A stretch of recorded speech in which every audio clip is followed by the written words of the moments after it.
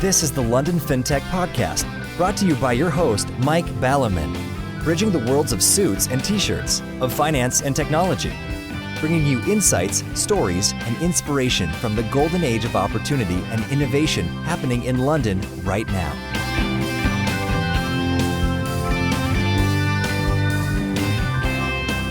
Hi, this is Mike Ballerman, and this is the London Fintech Podcast, episode 214, brought to you in association with Smart and enlistedboard.com, and I'm delighted to be joined today by Katka Letz, CEO of Swiss open innovation platform Kickstart Innovation, brackets not in passing a relation of the US Kickstarter, to discuss a topic which we haven't visited in depth since 213 episodes ago, way back in LFP214, namely how the whole matchmaking, dating and mating process works when it comes to disruptive fintechs working with incumbent MegaFS companies. This is a topic which remains of relevance, and as it's a long time since we've discussed it in detail, I thought we should revisit it, and especially as many a fintech will have found, you can probably meet someone new and end up marrying them before you manage to seal a deal with some of the slower moving FS incumbents. So there's always stuff to be refined in terms of the dating and mating process. Plenty to talk about, so let's get on with the show. Good morning, Katka. Thank you for joining me on the show today. Thank you so much, Mike. Thank you so much for having me. Really great to be here. And in terms of here, your here is my there, which is Zurich, but as we were just discussing before the show started, your here might have been my here, actually.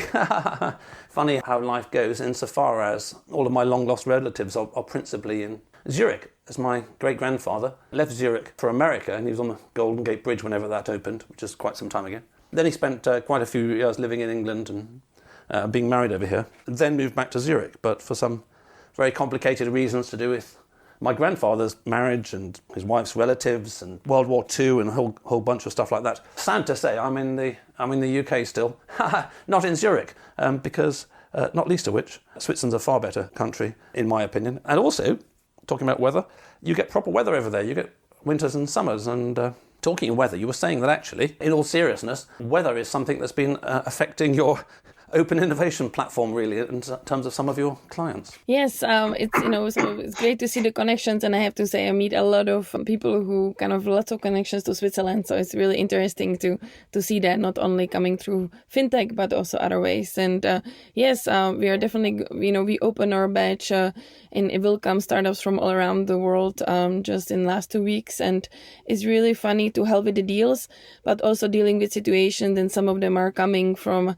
African countries, and we are not only helping them with the deals but also buying sweaters and their first proper shoes in their life. So it's definitely a challenge on all the levels, not only in connection to innovation. So yes, indeed. And in terms of keeping your southern guests warm, from what I read these days, Switzerland was the first to invent a new category. There's always a scapegoating category. There's the sort of anti-vaxxers, there's the climate deniers, and now you have something like heating dissidents or something over there, and that if any Swiss person in the land of the free dares to heat their house to 20 degrees, this is now being described as a sin, and you'll be sort of beaten with a club or sent to prison or something like that. So I hope that doesn't catch on around the world. And actually I find that, sort of talking about my affection for Switzerland, quite sad, because when people ask me about constitutions, the US of course having huge problems with theirs, and as falling apart as it rather relied on conventions of behaviour. I've always given Switzerland as the great example, because the people can actually overturn sort of stupid laws and all that kind of stuff. But over the last 2.5 years, I've rather sort of lost faith that it sort of kind of works, actually. So anyway, you can either pick up the thread about being a heating dissident, but don't tell anybody that your office is at 20 degrees, because that's a sin. Or you can pick up the constitutional challenges of Swiss federal governance. Yeah, politics are always getting complicated. I worked on the White House initiative for 10 years in the US, so I could probably speak for that hours, and maybe this is why I'm really excited. And my second career is really focusing more on the innovation and the private sector together with the startups, because I find it sometimes very challenging to find the best ways. And I feel through the deals that we are making, it's definitely not easy, but let's say it's not as political complicated. So there's been definitely a highlight for me to being engaged here for the last years. Yes. Yes, totally. I can see that. And I remember listening to Thomas Sowell, the brilliant, I was about to say American economist, but he seems to know about most things under the sun. And back in the day, he was an avowed Marxist. He's now sort of very much sort of libertarian and data-driven, that kind of stuff. Getting very old now. Anyway, he was asked in an interview, what was it that stopped him being a Marxist? And he said, it was very simple. I had a summer job with the government. As a result of which, he realised that any game plan that involved the sort of central permanent administrative state being responsible for something must be the wrong one. So he changed sides, as it were. So anyway, you mentioned the fact that talking about my great-grandfather having made it to America, you made it from Central Europe over to America and came back again. So what has your sort of career journey, life journey been that sort of got you here today in terms of what you've experienced before and obviously how that informs how you see innovation and dating and mating amongst fintechs and FS? Mm-hmm. Yeah, so I mean, I grew up in Czechoslovakia, now Czech Republic, and worked for the bank and worked kind of, let's say, from the really traditional sources as people go through the careers. But early on, also was engaged with family startups, and so always felt this is something that I really wanted to do. And then after that, I moved to US, and I was working for over 10 years on the White House initiatives, not only in connection to finance, but also other topics, to human rights, to sustainability and others. But the kind of main message was always creating new opportunities and new businesses. And then moved to Switzerland, where we were creating Kickstart innovation and really connecting the different organizations and public and private sector, as well as scale-ups, which is for us startups in the funding of seed and Series A. And kind of the bottom line was really helping the different parties to create something new that can matter, and lately more increasingly also in connection to sustainability. So this has been kind of the journey for me. I have to say, through all different experiences, it has been more of just always helping, translating kind of the deals that can be created and hopefully make an impact. So this has been, kind of the engagement that we've been doing for the past years. Right. Well, in terms of family histories and family trees, my former in-laws were all in Czechoslovakia. And indeed, I was in Czechoslovakia on the night when Czechoslovakia became Czech Republic or whatever it was called then, and Slovakia, staying at my then uncle-in-law, if such a thing exists. And it very much stuck in my mind because when the sort of, whatever your equivalent to Big Bang in Czechoslovakia, bonged 12 for midnight and it was finally sort of separated, my then uncle-in-law said one word. He said, "Konečně," which means something like sort of finally or at last, which I thought was very interesting. So no matter how small the country, there's always a desire to split it up. And in terms of the innovation, moving on to the main course, I think one of the interesting things here, I'm obviously presenting this in the context of fintech, but I think one of the useful things that you come with from your perspective is not necessarily seeing this as a question of fintechs trying to mate and date with massive insurance companies or massive banks, but it's more the general thing, which is in the startup community as a whole, whether it's health tech or fintech or ed tech for that matter, the small incumbent needs at least to cooperate with the big players, even if it never actually does anything really big and it eventually becomes a big player itself, because that's how sort of industries tend to work. And connecting that to what you were just saying, maybe we'll pick up that theme here, and also it relates to governments and innovation and small companies and big companies, which is, you mentioned language. And by language, I don't just mean Czechsky or English or German or French, but even if people are speaking literally the same language, the way that people use words can differ significantly, and you can have a conversation between two people, let's say a fintech and a bank, let's say a naive fintech and a naive bank. They can be using the same words, and they can mean actually very different things. So maybe just give us a little bit of your experience as somebody who clearly speaks several languages on language, and even the problems within a language of different types of entity and organisation actually managing to misunderstand each other, even if it's not sort of, I don't know, a Czech person speaking to an American or something. Yeah, absolutely. I mean, I think, yes, it's definitely always about language barrier, but I would say it's a lot connected to cultural barriers, which I experienced for many years working, in diplomacy, but I would say it really translates to business as well. And so what we see, I give you an example, just in last 10 days, we held with over 300 negotiations between the startups and the corporates and other organizations. And, in Switzerland, people are super polite. And so they go to the negotiation and the startups, comes out of the meeting and say, "Oh my God, this was so amazing. I'm pretty sure I got a deal." And then you talk to the corporate who says, actually, I don't want to continue with this negotiation. And so I think it's a lot about kind of the indirect communication that happens. And as if I kind of look at what is our role, many times we are the mediators and the translators kind of the deals. And also sometimes helping maybe to clarify some of these, let's say, misunderstandings or maybe things that were not even said that can actually help to create those partnerships or can create those relationships. And so I would say if I look back for last 7 years, I think this is one of the most proud things that I am probably of our activities and our team, because it's we are playing very important role, and I think a lot of deals will not happen if such support was not provided. And there's not right or wrong. It's just a lot of parties come from different environments with different expectations, and for us, it's many times kind of leveling the expectations and make the best out of it. As I always tell my team, to change the challenge to opportunity. This is definitely kind of our mantra, yes. Yes, and hearing you speak and talking about moving around the world, I've mentioned this on the podcast before, but back in the 80s when I first started doing business with the Japanese on the fund management side, it took me quite a while, because fund management was still sort of nascent in terms of foreigners, gaijin, working with Japanese companies and managing their money. It took me quite a while to realise that the Japanese for no was yes, which is also the same as the Japanese for yes, which was yes. So I'd fly around the world, and originally this is via Anchorage, which is 18 hours, so it's quite a long way. And it was a long way from the airport into central Tokyo, etc. And you'd have a meeting and you say, oh, right, so shall we? And they say yes, and they'd nod their head and go, oh, that's great. By the time I got back, I'd write a memo, as they were in those days before email, saying, yeah, this is great. So I absolutely recognise what you say, which is that one party thinks that it's great and the other party thinks that it's subtly conveyed that this is the worst idea they've ever heard in their lives. And of course, there's a spectrum within that. It's not just a question of yes and no, which is fairly easy to work out after a while, how people say yes and how they say no, even if it can be subtle. But when I founded my own fintech back in 1998, the more subtle version was somebody who keeps saying, this is really interesting, come back and tell us more in 3 months. We're going back to the culture. This particularly happens in MegaFSCos, where they've got too many people doing next to nothing. So people want something to fill up their diary because they're going to be paid to see you, If you organise a meeting, I'm thinking of one bank in particular, I won't mention them, back in the day.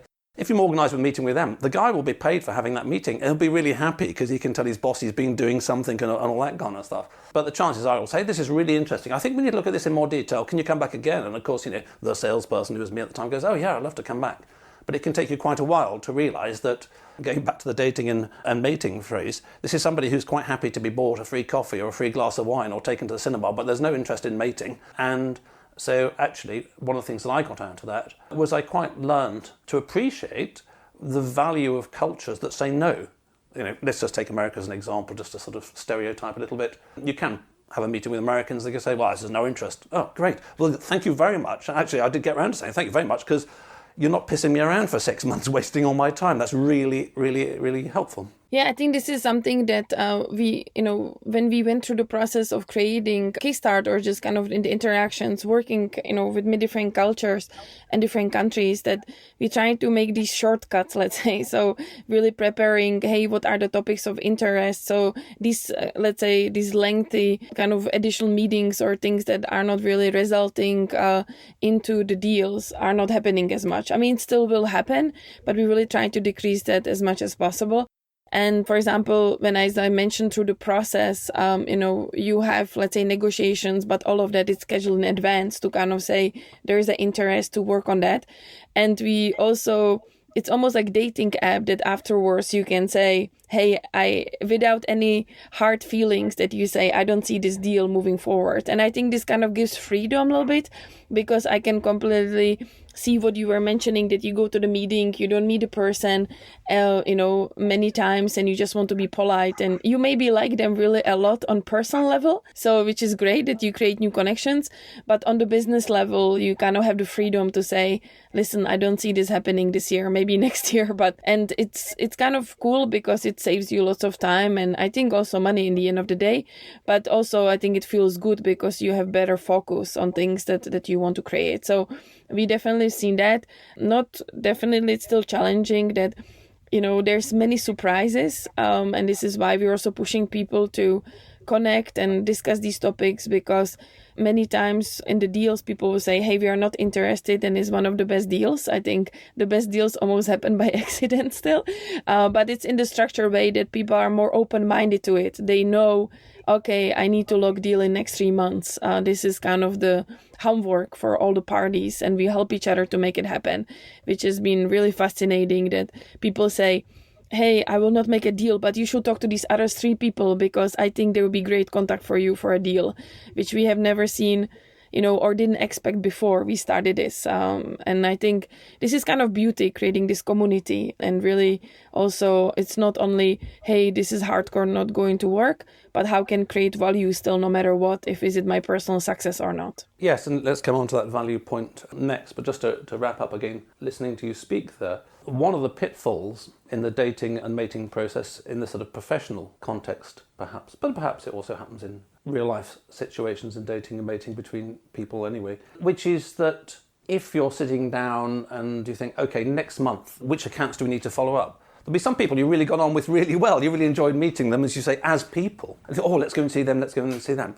And then some difficult buggers that you really, say, oh God, they're a bit tricky and all that kind of stuff. And although wearing the professional hat, one's perfectly aware that the name of the game is doing deals to create money so you can be paid and you don't starve to death, which is always sort of helpful for any business person. There's always the human tendency to look forward more to meeting the person you get on with. So, I mean, in the dating and mating case, you maybe sort of go out for a dating with someone and you end up like really good friends, quotes brother and sister or something like that. And that's fine. But then in which case you need to, from a professional context, just move that onto another thing and, somehow clarify between these sort of, hey, look, we seem to get on well, fancy a beer sometime after work, let's have a chit chat. And then the other thing anyway is that actually quite often one finds in that kind of chit chat outside the business context, that the person is much more able to give you more sort of navigation within the large organisation when it comes to, or actually explain why, well, actually, look, I've got no budget. I mean, the one where I was being dicked around for several things until I sort of caught on having a slow learning curve,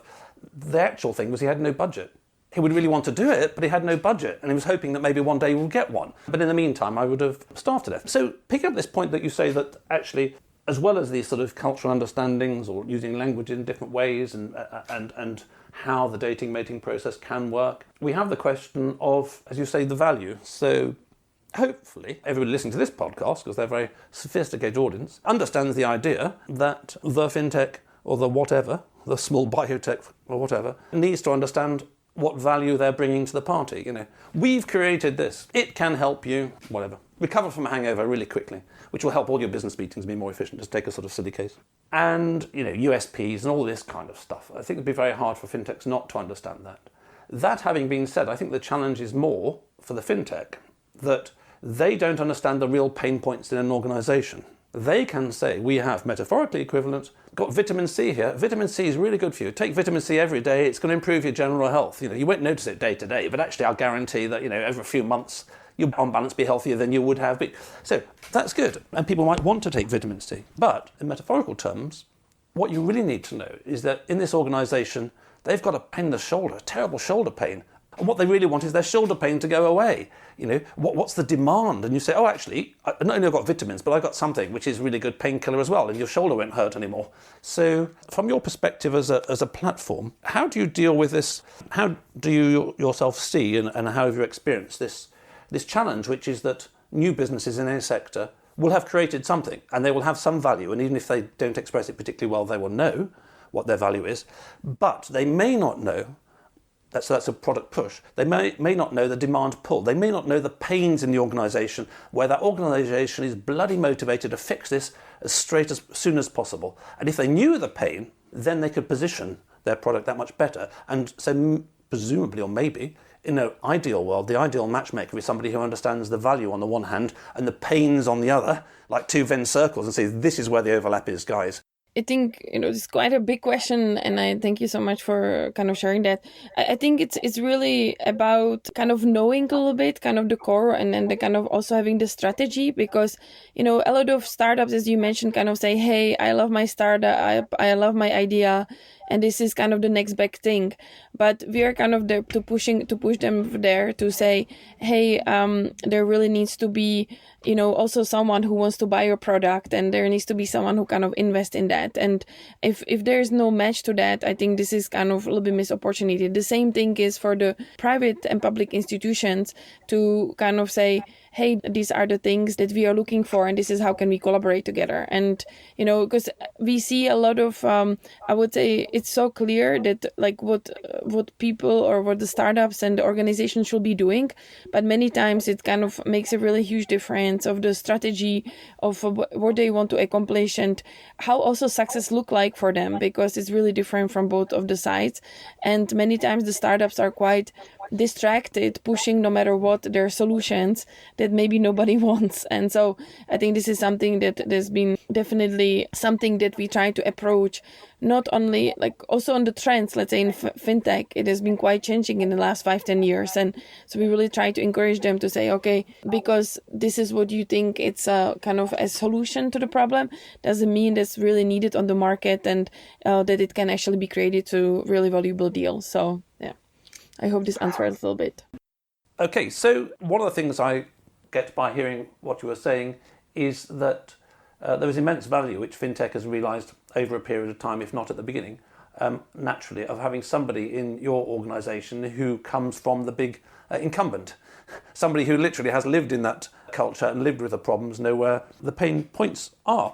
Now, moving on from the sort of product push, demand pull, pain points type thing, there is then also the challenge for the small co in dealing with the big co of understanding the complex internal landscape within big co and literally finding the right person, and ideally a person with a budget. So how do you see that working on your platform? And again, going back to my experience, you can spend a long time speaking to the wrong division, literally, or the wrong person. You may have a chairman of the board who wants to do something, but if you go into the 17 divisions in the wrong division at the wrong place, the wrong time, it'll be very hard work. Yes, I think it's very it's important to kind of align in advance. So if we do the matchmakings, let's say, and the deals in September, we really spent quite a lot of months working really closely with the corporates and to say, hey, what are the challenges you're looking for? Then we go all around the world to really find the startups based on these challenges, which we call also opportunities, since I'm American.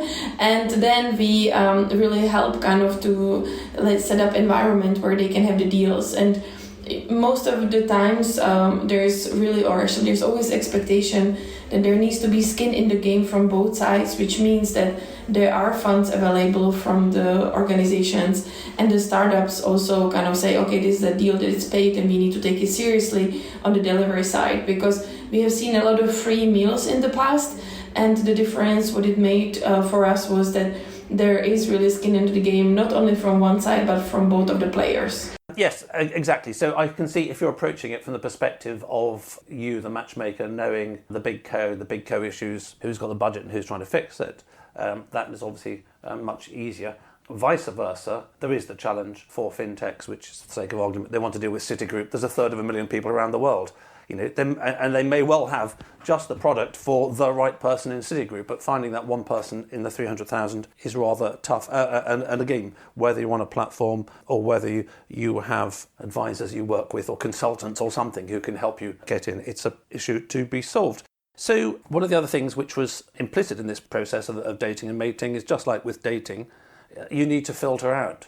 You don't want to accept every potential date. This tends not to be a problem for the loan fintech, because the loan fintech won't get hundreds of banks and Canary Wharf wanting to see it tomorrow if it formed yesterday. But from your perspective, how do you see this filtering out of potential dates and only going on a sensible number in the first place? So we kind of have this process that you go on the first date, and of course for the when there is we basically kind of set up this one-on-ones, the deals making, and both parties are asking the right questions and ideally and kind of have the deep dives, but they also have a freedom after the first one-on-one to say from both of the sides, hey, this is not something that we want to explore further, which really kind of saves time, because when you think of it, in last 10 days we helped with over 300 negotiations. and in the end we'll probably have around 50 deals. It just saves time that after the first meeting or second meeting you say,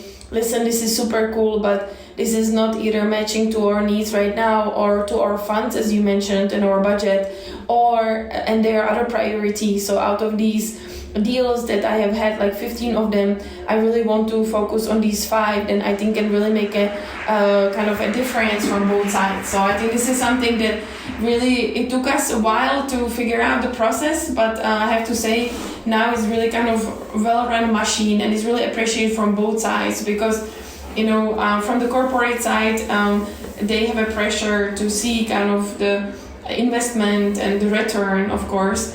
From the startup side, it means kind of being maybe around or not around, because if they spend time on very wrong conversations and wrong deal making, they will lose funding and I know not might be around in the next 6 months. So it's kind of, we got like, this is kind of all based. I think one of the things also that's interesting is that all of us who created it have had our own startups, so we always felt the same struggle, and we just wanted to maybe learn from it and kind of to say, okay, hey, I had to go through these mistakes, I had to go through these challenges, how can we solve it for the future, let's say, generation of startups. So this was really important to us.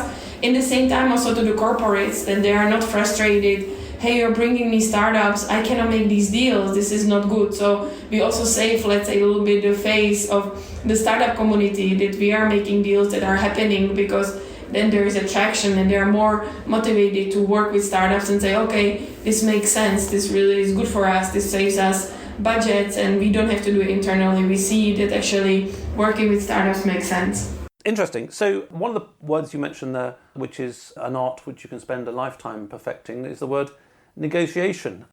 And I'm sure I saw some book a long time ago that said everything in life is a negotiation. While you're dealing with your partner, your children, your parents, your work, we're always negotiating. And from the sort of the deal making perspective, negotiation we might call the process of where both sides are in potential willing to get to the mating stage. How both sides, and this doesn't so much apply in the human relationship version, but definitely does in the business relationship version, how can we make that period not too long? I mean, we could, for example, spend 2 years getting the perfect negotiation with the sake of argument, Citigroup, who I mentioned, but in the meantime, your fintech's gone bust. So one thing is, how do we do it efficiently? And then the second thing, of course, and this gets easier the more clients that a small co has got, the second component is, how do you get a good deal? So for your first client, you might want to be doing it for sort of next to nothing, because then you can say, oh, well, you've got Citigroup, which makes it much easier to get the second client and the third client, etc., etc. So how do you approach these two dimensions of negotiation in terms of efficient process that's going to conclude sooner rather than later? But then also this question of getting a good deal, albeit the word good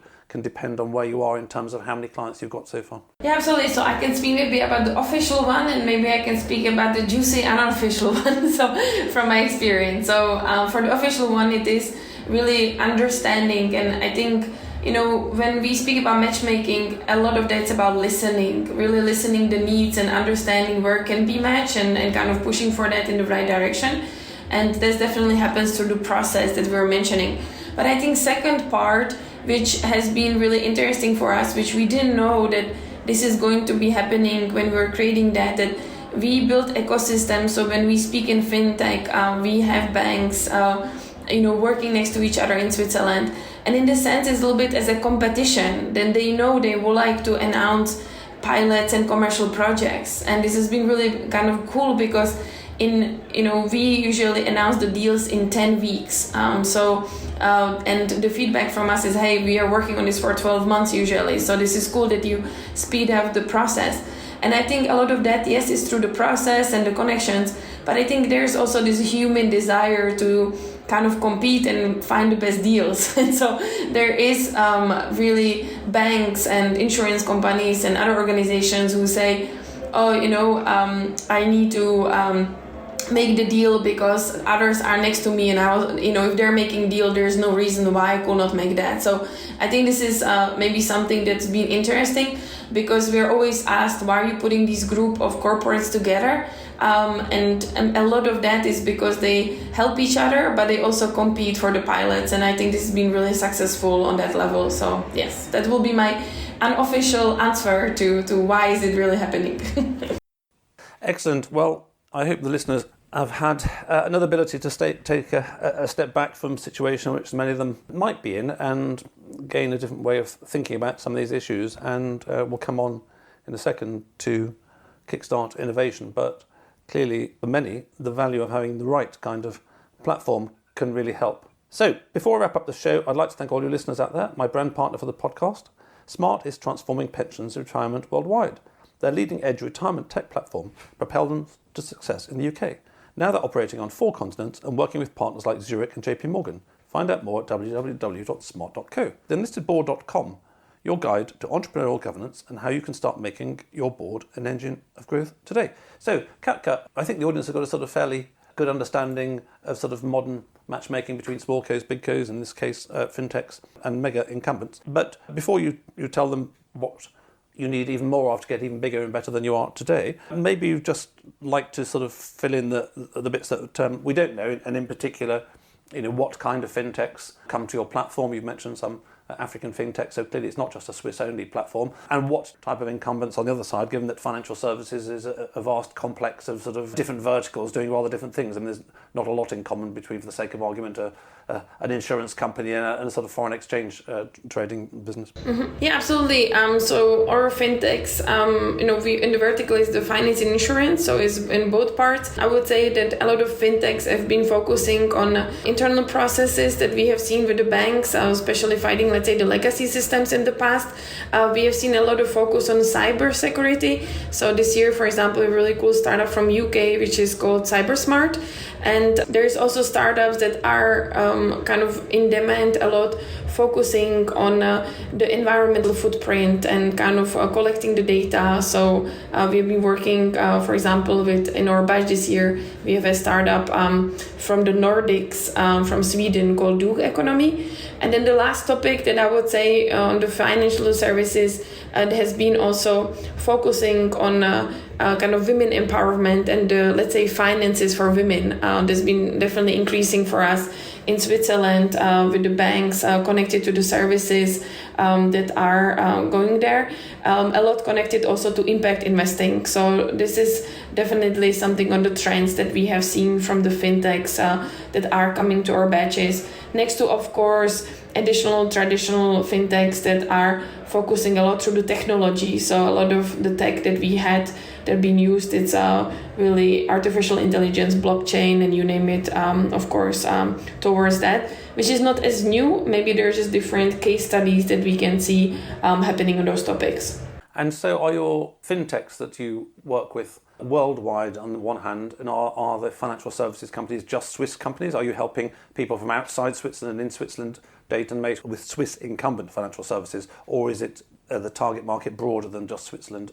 So our startups, we don't really focus on the location. The most important is the match of what they are doing. And so for us, just historically, it has been that 70% of the startups have been global and 30% local. The local ones are with a lot of focus on regulatory issues, because you can imagine with Switzerland, it's quite different to many other countries. And so this has been a bit easier way, but I will not say this is always kind of the case. It's just been happening a lot. From the corporate side, we work with banks like Credit Suisse, Post Finance, and others that are locally and globally driven. And this year we also launched with organizations outside of Switzerland. So we're engaging really heavily in Austria. So for example, this year we have partners coming from there, mostly happening and connected to smart cities. But we are going to increase that also as we go track west in finance and insurance for next year. Right. Okay. Well, I can see that makes sense for, no doubt, a number of the listeners listening to the podcast to check you guys out if they want target FS in that area. And just then, finally, you're obviously doing a great job today. What do you need tomorrow to be even bigger and better than you are, in case listeners out there happen to have it? Mm-hmm. So in innovation, I think there's so many things to do always. For me personally, I was really excited this year to really shift to see not only making deals, but also deals with impact in connection to a lot of the SDGs and to circular economy. And so My wish is that the corporates and especially really traditional institutions are open-minded to deals, that not seeing them only as a must and the change, but also seeing them as a huge business opportunity, because this is really coming to us on a daily basis. And of course, scale in the big way to make deals that really matter on B2B or B2C, and just to grow that as much as possible.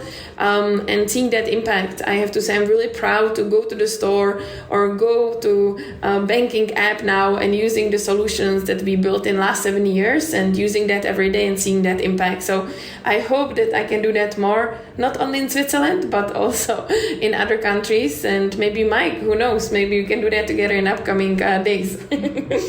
Excellent. Well, it's been 8 years, as I said at the beginning, since we've dived into this topic, and probably 8 years too many. And I think the listeners will have heard, as I have, that you guys have not just a theory in your mind about this is how you do it because it said so in a book or something like that, but also plenty of experience of practice where the rubber actually hits the road and how things actually work out. And you marry the two. So I wish you and Kickstart Innovation every success in the future. Thank you so much, Mike, and thank you so much for what you do. It's really inspiring, and looking forward to being in touch, and all the best.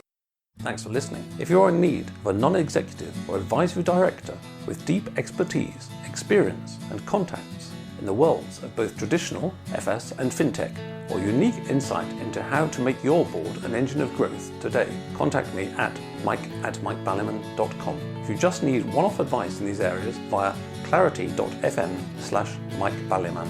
We could sit in a bender all day, watching the firelight dance, watching the firelight dance. We could walk in the mountains before dawn, watching a happy moonrise, watching a happy moonrise.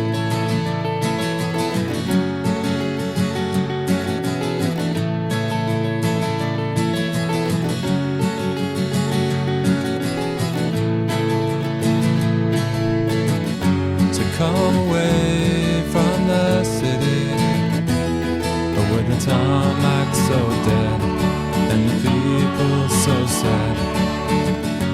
Come away from the city, with the faces so grey, with the pain of the everyday.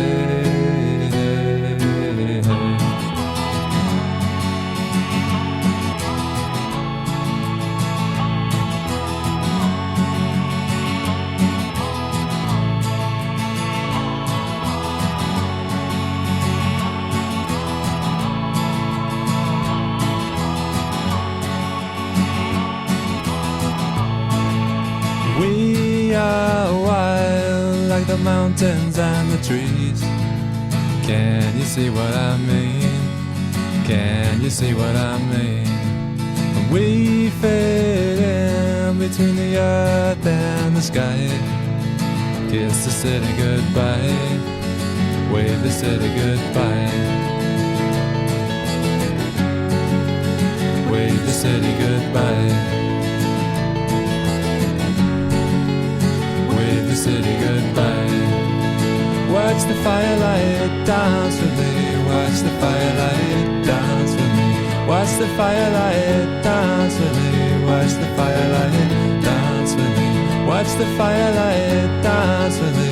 Watch the firelight dance with me. Watch the firelight dance with me. Watch the firelight.